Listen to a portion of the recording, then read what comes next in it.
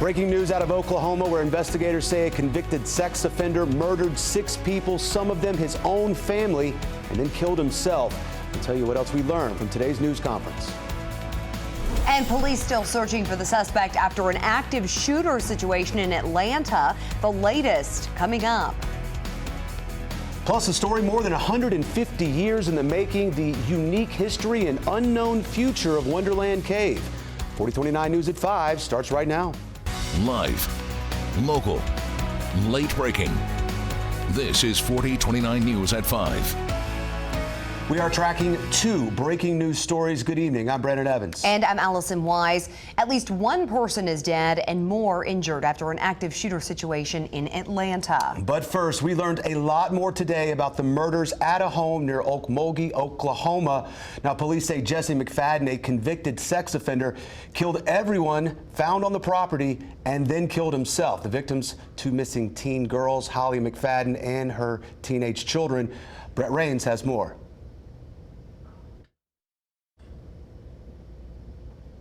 The Okmulgee police chief is also head of the Violent Crimes Task Force here in the area.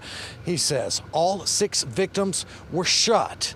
And he says we may never know the answers. Why? Jesse McFadden shot and killed his wife, her children, and their 2 friends, and then shot himself. The injuries include Ivy Webster suffered 1 gunshot wound to the head. Brittany Brewer suffered 1 gunshot wound to the head. Riley Allen suffered 1 gunshot wound to the head. Tiffany Guess suffered 2 gunshot wounds to the head. Michael Mayo suffered 2 gunshot wounds to the head. Holly McFadden suffered 3 gunshot wounds to the head.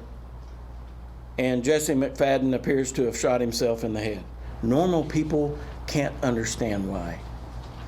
People that perpetrate crimes like this are evil, and normal folks like us can't understand why they do that. The police chief says that in this case, he does not think that the parents of the teenage girls who were reported missing, that they did anything wrong. Tonight at 6, his message for all parents out there. In Okmulgee, Oklahoma, Brett Rains, 4029 News. And new tonight, the woman who says she was raped by Jesse McFadden years ago is speaking out. It's Crystal Strong. She says she was raped when she was 16 and threatened at knife point by McFadden. She recalls the trauma she felt when she learned McFadden was let out of prison in 2017 and the pain that's resurfacing after learning about this week's tragedy in Henrietta. Once I left Oklahoma, it didn't get talked about. So that's wild. The only reason I'm doing it is because some babies lost their lives and didn't even get to live their lives. And that sucks. Coming up at 6, hear more from Strong about the nightmare she's endured and how she's grieving for the victims' families. We do not generally identify victims of sexual assault, but in this case, the victim wanted to share her story. For all the latest breaking news, right on your phone, download the 4029 News app for free. And we're going to go to Atlanta now, where police say a gunman opened fire at a hospital, leaving 1 person dead and 4 others injured. Local and federal law enforcement are now investigating. We'll get right to ABC's Melissa Adon with the latest. Atlanta police searching for 24-year-old Dion Patterson, suspected in shooting at least 5 people at an Atlanta medical center on Wednesday. They're now advising the active shooter, person shot. Atlanta police sharing these images, believed to be the suspect first seen with the mask on and holding a weapon, then pictured in an elevator. Witnesses telling reporters they evacuated a medical building after hearing the gunfire. I heard the pops. I didn't know it was gunfire. All I seen was police cars and SWAT, and everybody's just pulling up, back to back. Heavy police presence descending to the blocks of West Peachtree in Midtown Atlanta as people are told to evacuate nearby buildings as authorities extend their scene and calling for others to shelter in place. Atlanta public schools on lockdown for the rest of the day, according to officials. I called a couple of my family members like, hey, it's an active shooter in the city. If anything happened to me, I just want y'all to know that I can't get back into the building. Police cautioning the public that the suspect is believed to be armed and dangerous and should not be approached. Melissa Adon, ABC News, Los Angeles. All right, time now for a check of the weather with Chief Meteorologist Darby Bybee. Darby, you are tracking rain tomorrow, so when are we kind of expecting that, a timeline? Well, we're looking at mid-morning tomorrow, the chance kind of arriving, and then kind of chances throughout the day. Out there right now looks pretty good. Sunshine, beautiful day, a little bit warmer than yesterday after another chilly start. Mid to upper 70s across northwest Arkansas and the River Valley right now. And look, as we continue throughout the evening, temperatures don't cool off as much tonight. A milder night with increasing clouds. Temperatures still in the 50s and 60s at 10 p.m. Waking up in the upper 40s and low 50s tomorrow morning. Cloud cover at 7 a.m., but I don't expect rain just yet. By mid-morning, chances start to come into northwest Arkansas and the River Valley. Hit and miss activity still possible in the afternoon. Highs tomorrow in the 60s and 70s, more cloud cover. A little more humid. Hit and miss showers and storms continue in the evening, then widespread activity later in the evening into the overnight hours, and could be a lot of rain, particularly in northwest Arkansas. Some of the highest rain totals in NWA. Main severe threat tomorrow is out in central Oklahoma tomorrow evening, but a little bit of that could work its way in our area, especially as we go throughout the evening, overnight, even into Friday morning, early Friday morning, maybe a hail-producing storm. Bigger concern could be isolated flash flooding, particularly northwest Arkansas. Now, Brandon and Allison, as we go into the weekend, the bigger story becomes the heat, record-setting heat. We're going to talk more about that coming up. Now to your Commitment 2023 coverage. Today, a first-of-its-kind election happening in Crawford County. Yeah, one Mountainburg school board candidate was the only person eligible to vote in her own election. 4029's Emma Claybrook explains more on this law. Tara Becker is running unopposed for the open Mountainburg school board seat. This morning, she cast the one and only vote that's allowed for her election. They gave me a ballot and I filled it out and that was it. It took 2 seconds. Tara Becker submitted her vote for herself this morning in Van Buren for the first election by candidate race in Crawford County. The Crawford County Election Commission chair says only one ballot was printed for her race. Mountainburg is the only school district that has a candidate running unopposed and not making any changes to the millage. So that's why they're able to do election by candidate.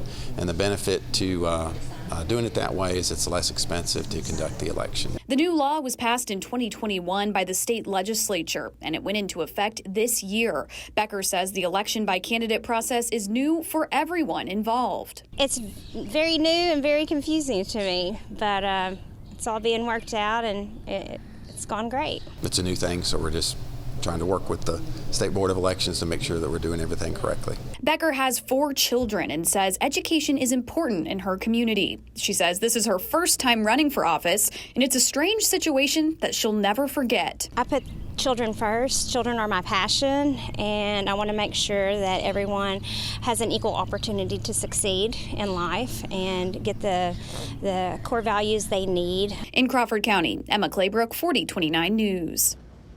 All right, good info there, explaining it all for us, Emma. So Benton County voters can now vote on increasing Northwest Arkansas Community College's millage from 2.6 mils to 3. 4029's Reagan Hubbard live at NWAC with more. Reagan. Yeah, so NWAC's millage was brought down to 2.6 back in 2005 due to tax reassessments. Now they're asking Benton County voters to help them restore their millage back to 3 in the upcoming election on May 9th. We're a community college. We can only be successful if we have the support of the community. Grant Hodges, NWAC Chief of Staff, says the college has grown tremendously in the past 30 years. While the growth is a positive, it comes at a cost. With all those increased costs, increased labor costs, we want to recruit the best possible faculty and staff to serve our students. And so all that comes with a cost. The re-raise of the millage would be an estimated $1.8 million of additional revenue each year. Hodges says this will allow them to prioritize keeping tuition at its lowest rate. If the millage is successful, I think the number one benefit for students is that's going to help keep their tuition and costs as low as possible. Mark Wallenmeyer, Dean of NWAC's Health Professions, says their nursing program is currently short-staffed. The millage increase would allow them to bring in more nursing faculty for the program. They're making so much more in the clinical setting. We want to be competitive with that salary range if we can. NWAC produces approximately 200 certified nurses from their program each year. Of those 200, 95% take nursing jobs in the Northwest Arkansas region. Mark says approval of the millage increase will benefit healthcare all over Northwest Arkansas. The better quality of nurses that we can put out here at Northwest Arkansas Community College, the better healthcare you're going to have here. Northwest Arkansas is booming right now with healthcare, and we want to be a best part of that as we can.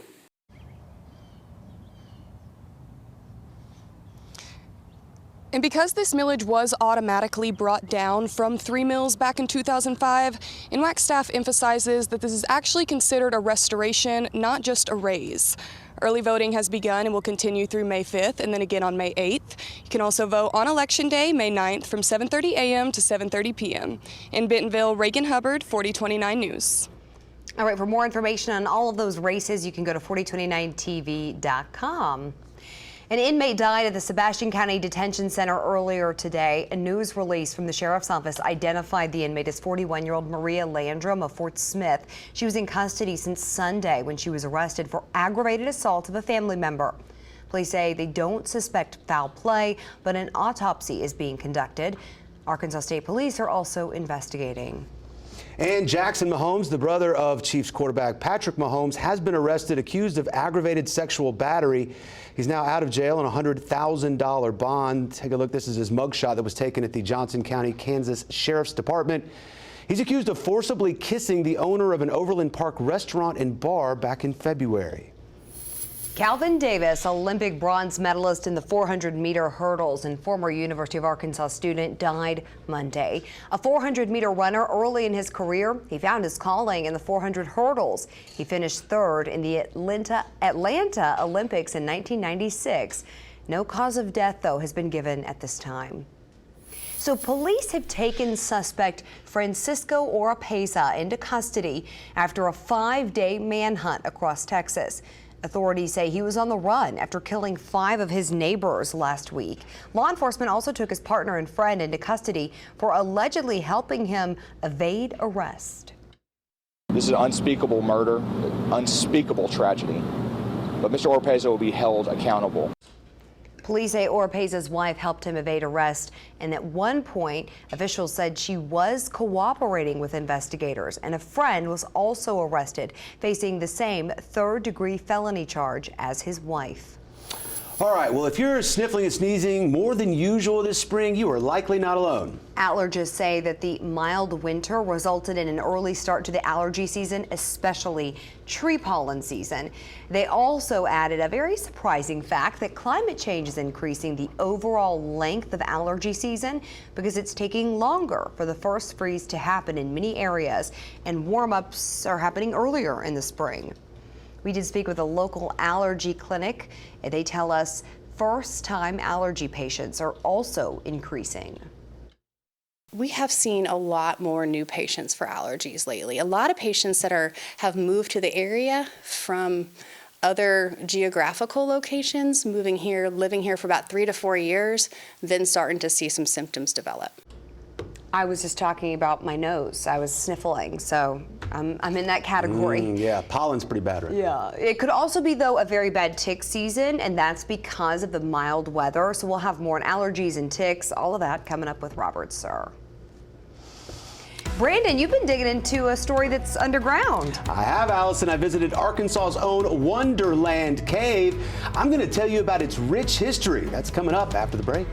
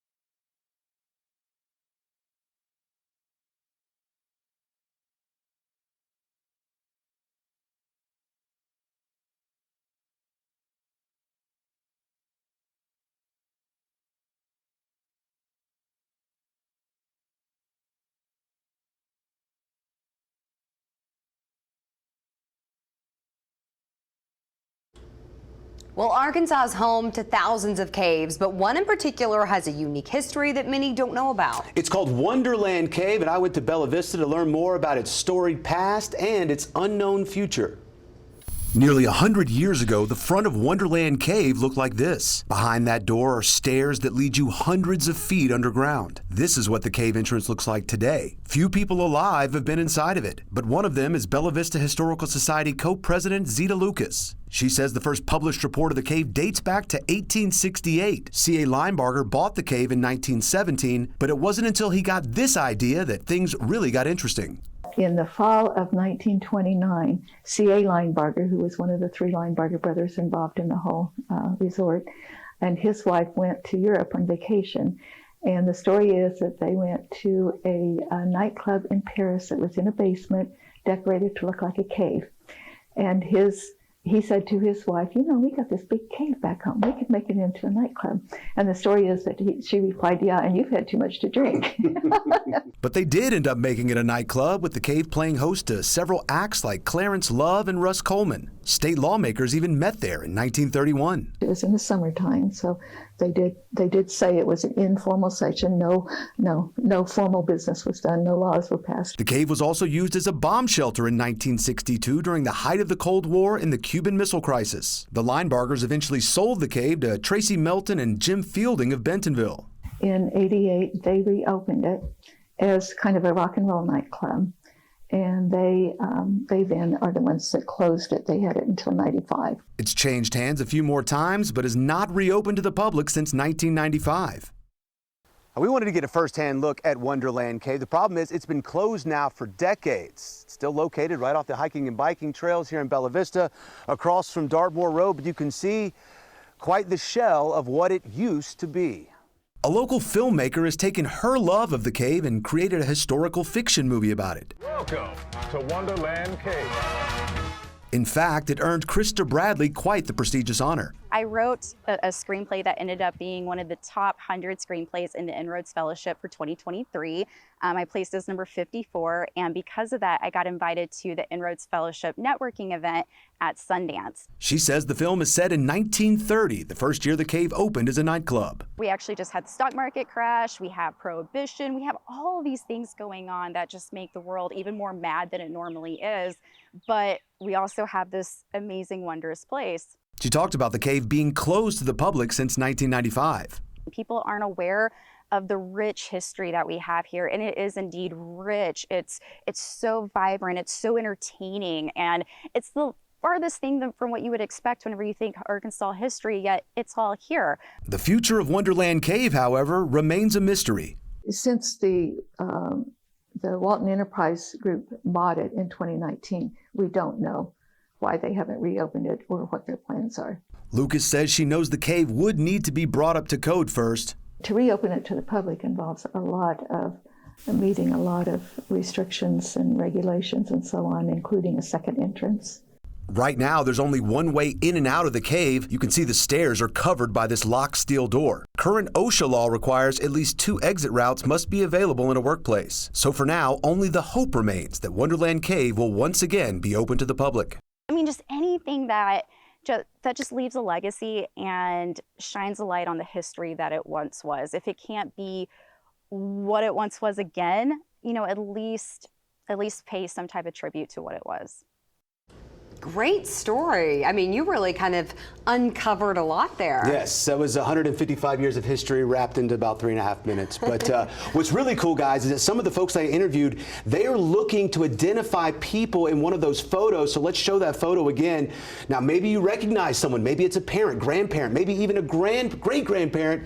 And if you do, you can find that photo and a way to email them about who you might know in that photo. Just go to our website, 4029tv.com. All right, pretty cool. I'd heard about this before. I had no idea there was that much history to it. That is incredible. I hope they open that one day, because that is just incredible. We've got to get that opened up. I'm sorry, I just... No, that's awesome. I'm glad you're excited about it. I am. I'm excited about this weather. I would love to see that. I think a lot of people would. Maybe start a grassroots effort and see what happens. Well, maybe. Let's talk about the weather. Let's talk about the forecast. I tell you, it'll be a good time to be in a cave later on this week. I mean, my goodness, look at these temperatures in the River Valley. High temperatures once we get to the weekend, Friday through the weekend, right around 90 or above. The record high on Saturday is our forecast high, and it's not too far from the record high on Sunday. So Saturday and Sunday, record heat possible in the River Valley. First 90s of the year.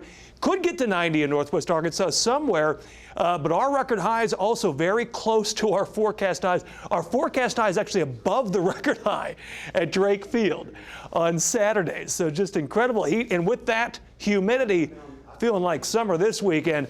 And we get some rain chances, best chances tomorrow, especially tomorrow evening, tomorrow night.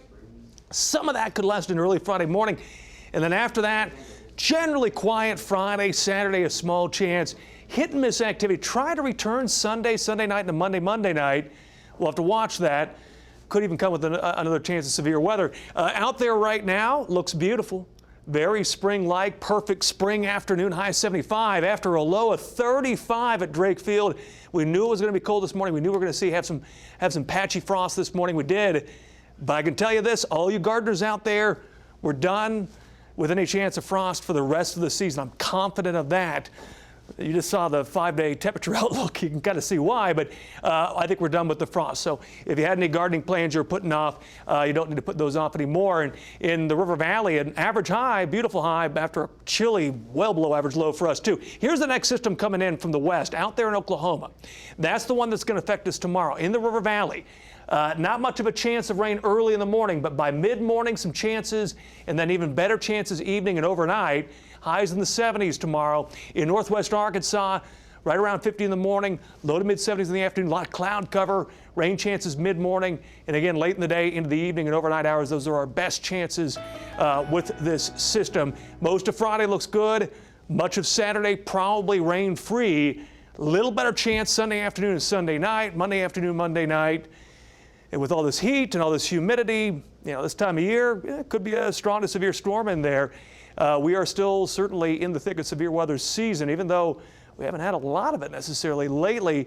Look at those highs staying in the 80s right through next week. So warmer than average conditions continuing into next week for most of next week as it appears right now for us in the River Valley too. Mid-upper 80s right into next Monday, Tuesday, and Wednesday.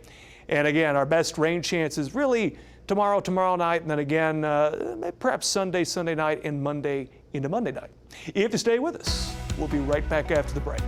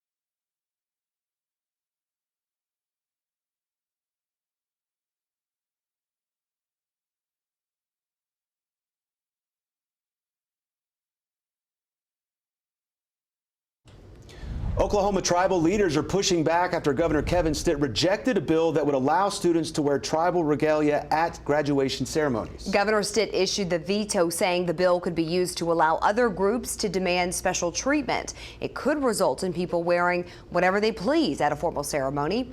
Other state lawmakers have some similar concerns. Would this apply to people of other backgrounds wanting to wear the regalia of their background, the Scottish, young man that perhaps wants to wear the kilt, or the Scandinavian that wants to wear the attire of a Viking? The state legislature overwhelmingly passed the bill. Now the chief of Cherokee Nation is asking them to override that veto, which would take 2/3 support from both chambers. Lawmakers are also continuing their fight over education reform. All right, we do have more news for you after the break. Stay with us.